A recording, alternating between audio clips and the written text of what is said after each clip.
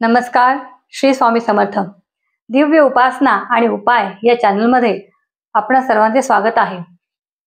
शिवपिंडीवर वेगवेगळे अभिषेक केले जातात, परंतु शिवमहापुराणामध्ये सांगितलेले आहे की प्रत्येक इच्छेसाठी आणि प्रत्येक मनोकामनेसाठी शिवपिंडीवर तुम्ही वेगवेगळ्या गोष्टींचे अभिषेक करायचे असतात.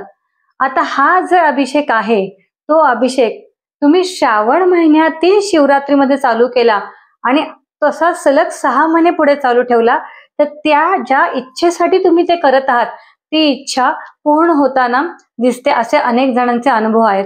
तर आज आपण या भागामध्ये ज्या ज्या लोकांना संतान नाही आहे त्या लोकांनी शिवावर काय करावे हे पाहायचे आहे. श्रावण महिन्यामध्ये आता जी शिवरात्री येणार आहे त्या शिवरात्रीपासून कच्च्या गाईच्या दुधाने शिवपिंडीला अभिषेक घालायला सुरुवात तुम्ही करायची आहे.